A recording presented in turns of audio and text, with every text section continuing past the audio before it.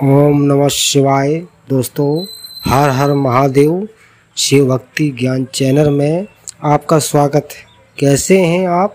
आपके स्वस्थ जीवन की मंगल कामना करते हुए आज बात करते हैं प्रदीप मिश्रा जी के मुखारबिंद से सरल व अचूक उपाय। अपने स्तन का दूध पिलाती है, अपने रक्त से सराबोर कर कर गर्भ में रखती है। वो बेटा एक दिन अपनी मां से मुख क्यों मोड़ लेता है? प्रश्न जरा प्रबल है, थोड़ा भारी प्रश्न है और इसका उत्तर देवाधिदेव महादेव के सिवा कोई नहीं दे सकता, क्योंकि उनके बेटे ने भी मुख मोड़ लिया था। ज्ञात है आपको? जब गणेश जी महाराज प्रथम गिनती में आ गए थे और माता जगत जननी जगदम्बा ने भगवान शिव से कह दिया था, देवाधिदेव महादेव आपने गलती कर दी कि गणेश जी को प्रथम गिनती में कर दिया। तो देवाधिदेव महादेव ने कहा, इसने मेरी परिक्रमा करी, माता पिता की परिक्रमा करी, पृथ्वी की परिक्रमा के बराबर माता पिता की परिक्रमा को बताया, इसलिए मैंने इनको प्रथम गिनती में रख दिया। तब माता पार्वती जी बोली, गणेश जी चूहे पर गए थे, कार्तिकेय मोर पर गया था, गणेश जी ने चतुरता करी, अपने माता पिता की परिक्रमा कर ली, और एक बेटा जो मोर पर बैठकर परिक्रमा करने गया है वो आएगा तो दुखी होगा, आपने तो ये गलती करी। तो देवाधिदेव महादेव ने कहा, फिर करें क्या? इतने में माता पार्वती ने कहा देवाधिदेव महादेव से, भोलेनाथ आपने अपने पुत्रों के सम्मुख में एक गलती कर दी कि एक बेटे ने बुद्धि का परिचय दिया और उसको प्रथम बना दिया, और दूसरा बेटा अपने शरीर से परिश्रम कर कर परिक्रमा कर कर आ रहा है, उसको प्रथम नहीं बनाया।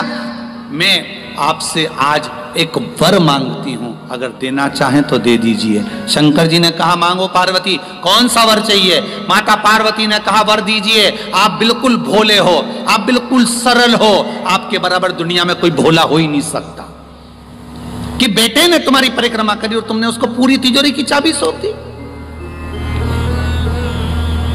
बेटे ने परिक्रमा करी और तुमने उसको पूरी प्रॉपर्टी सौंप दी, पूरी जायदाद दे दी, और एक बेटा जो शरीर से परिश्रम कर रहा है वो नहीं दिख रहा।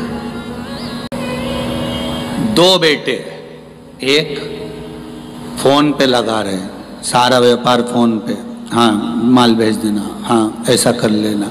ऑफिस में बैठा बैठा लिखा पढ़ी करता रहे, ऑफिस में बैठा बैठा काम करता रहे, और एक बेटा इंदौर जा रहा है, पुणे जा रहा है, मुंबई जा रहा है, यहाँ जा रहा, वहां जा रहा, वहां पहुंच रहा, वहां कर रहा। माता पिता की निगाह में कौन सा बेटा ज्यादा काम करता दिखेगा? बोल दो रीजी जी।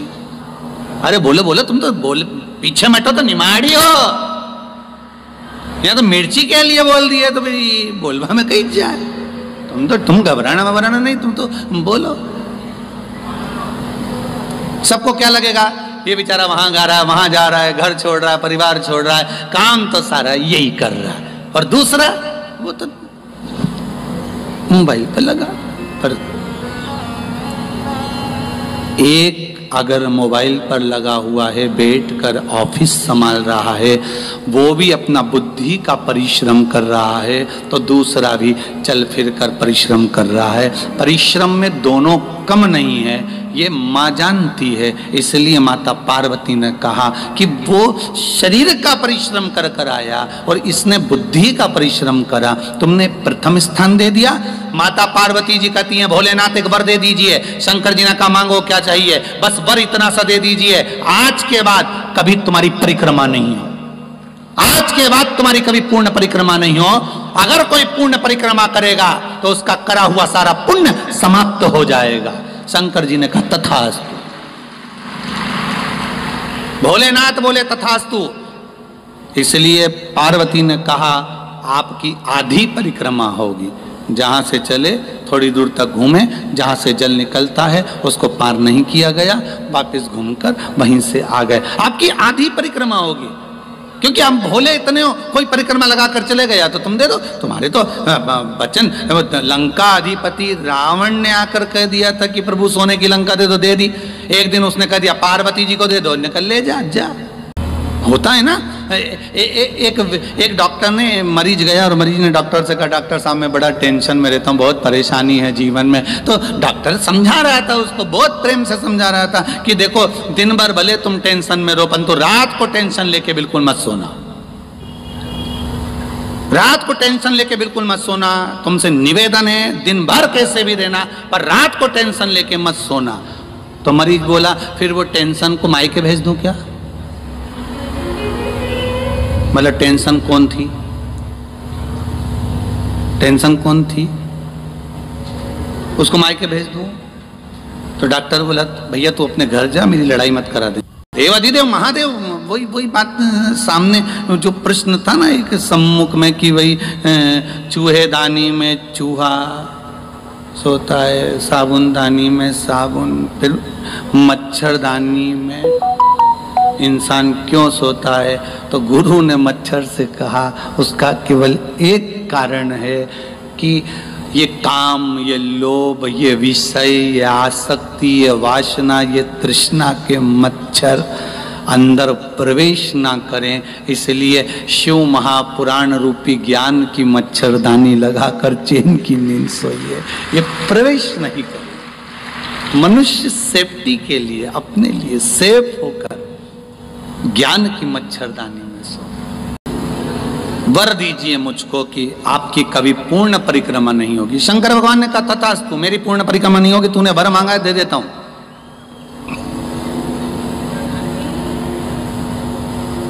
कार्तिकेय जी आए,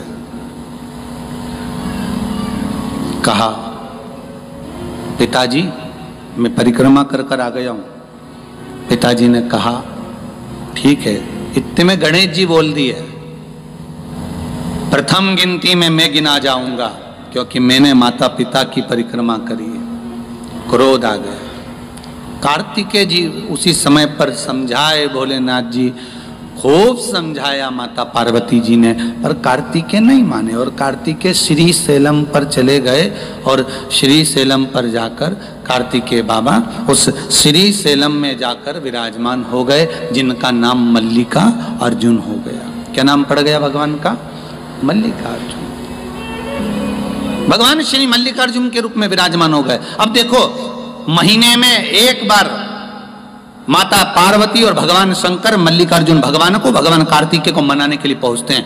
प्रत्येक महीने में भगवान शंकर और पार्वती वहां पहुंचते हैं कार्तिकेय जी को मनाने के लिए कि कार्तिकेय जी रुष्ट होकर चले गए। वही प्रश्न माता वृंदा कर रही है भोलेनाथ के सामने, भगवान नारायण के सामने। एक परम भगवदीय वैष्णव दूसरे वैष्णव से प्रश्न कर रहा है कि माँ जब बच्चे को जन्म देती है, माँ जब बेटे को जन्म देती है, तो बेटा अपने माता पिता से मुख क्यों मोड़ लेता है? उसका कारण क्या?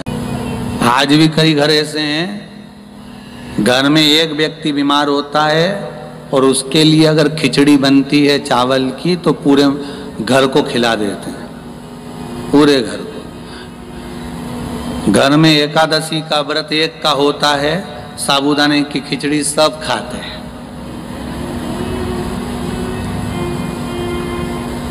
इसी से नजर आती है कि एकता कितनी अपने घर में हो। इसी से नजर आती है कि व्रत एक का और निपटा सब रहे। इससे समझ में आ जाता है कि हाँ ठीक है। ऐसा नहीं कि सभी घर में। वृंदा का जो प्रश्न है बड़ा सुंदर प्रश्न है कि माता से पिता से बच्चा मुख क्यों मोड़ लेता है? जिसको दूध पिलाया, जिसको जन्म दिया, जिसको सम्मुख रखा, वो मुख क्यों मोड़े? शिव कह रहे हैं ऐसा नहीं। वृंदा देवी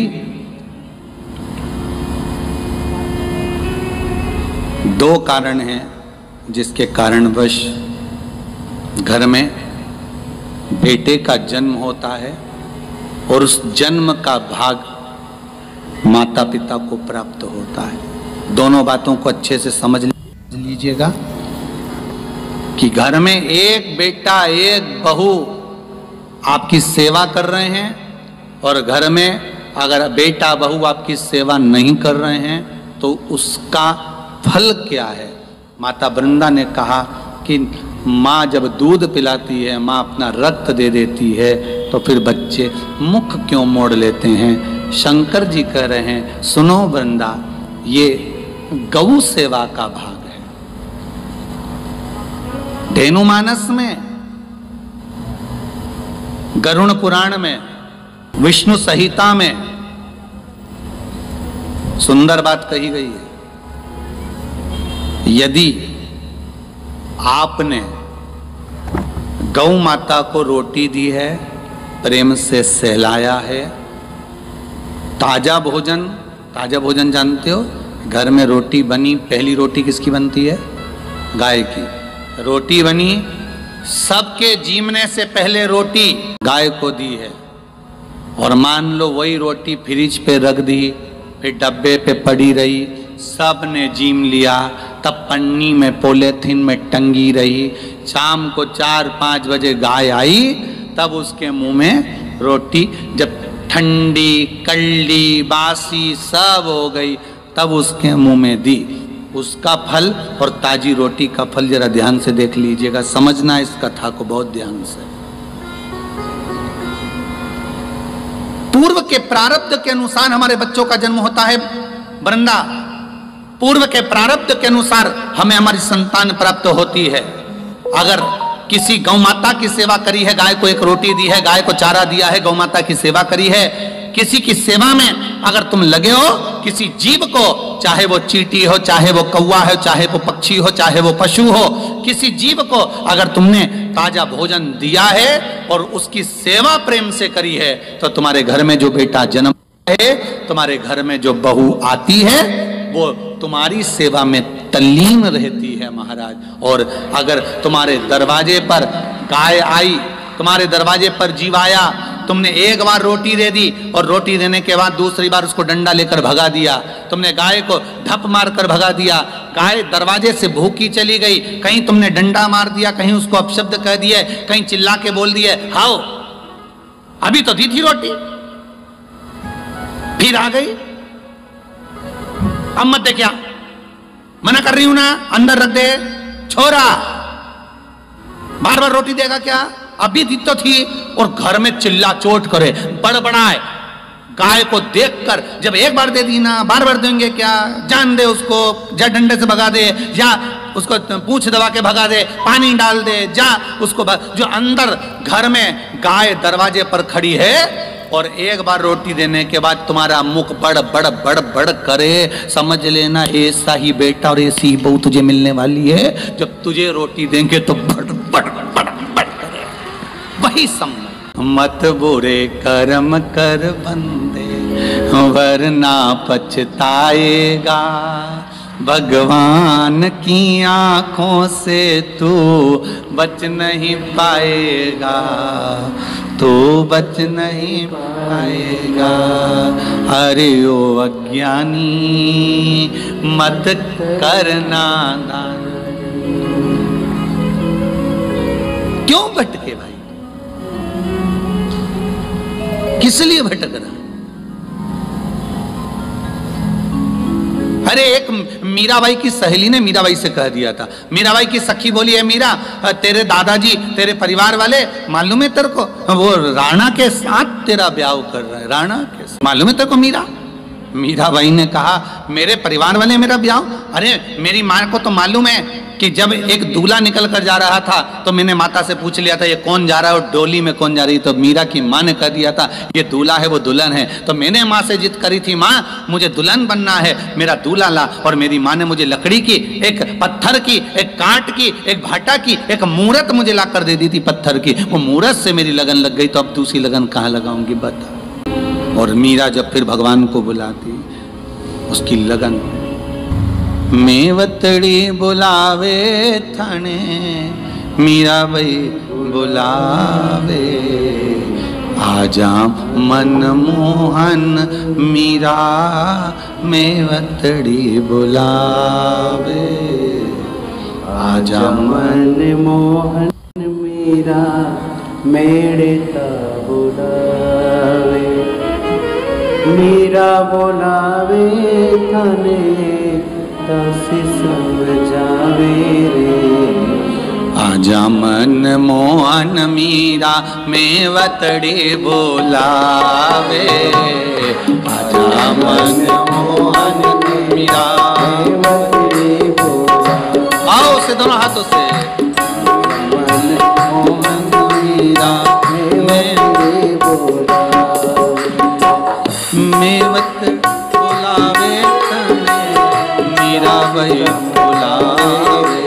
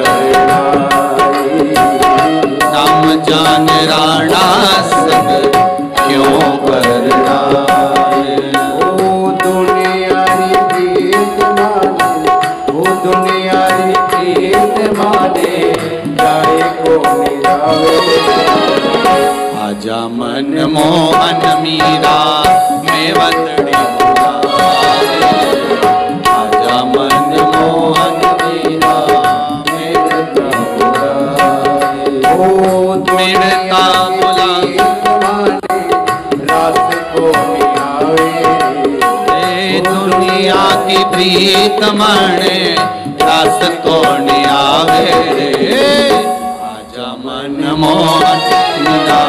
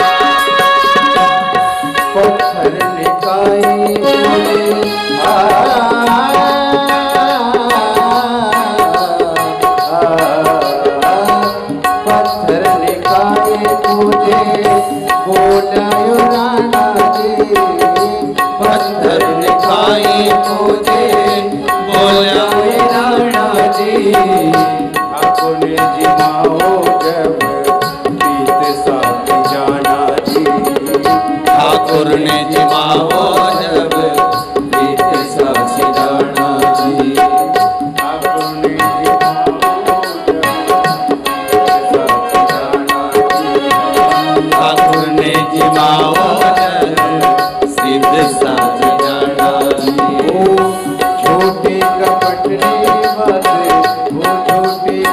काटने बोले दाग को लगावे। आजा मनमोहन मीरा मेरा बुलावे, आजा मनमोहन मीरा मेरा बुलावे। मेरा बुलावे थाने दाग समझावे, मेड़ता बुलावे थाने दाना समझावे। आजा मनमोहन मीरा मेड़ता बुलावे, आजा मनमोहन मीरा मेड़ता बुलावे, आजा मनमोहन मीरा मेड़ता बुलावे, आजा मनमोहन मीरा मेरा बुलावे। आजा मनमोहन मीरा मेरा बुलावे। हर हर भाव अगर शुद्ध है तो जैसे पत्थर की मूर्त में से मीरा भगवान को प्रकट कर लेती है, उसी तरह शिव महापुराण की कथा कह रही है आपके द्वारा किया गया सत्कर्म, आपके द्वारा किया गया सुंदर भाव आपके घर में संतान के रूप में वो प्रकट होकर आ जाती है। सबको समझ में आया ना?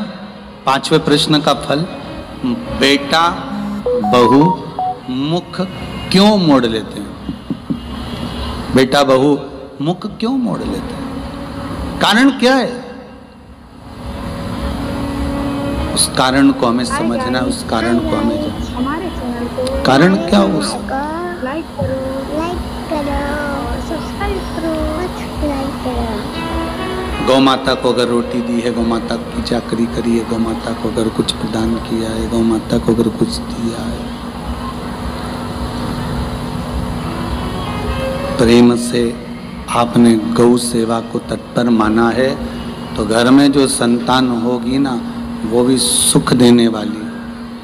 और अगर आपने जरा सा घर में क्लेश रखकर अगर कुछ करा है, शिव महापुराण की कथा तो यहाँ तक कहती है अगर आपके घर के लोग मना करें कि शिव पुराण में मत जा, लड़ाई करे झगड़ा करे, तो आपसे हाथ जोड़ के निवेदन है जी हो खरगोन वाली, अपने घर में ही अपन भले आस्था चैनल चालू करो, 1 बजे से 4 बजे तक टीवी पर ही कथा देखो।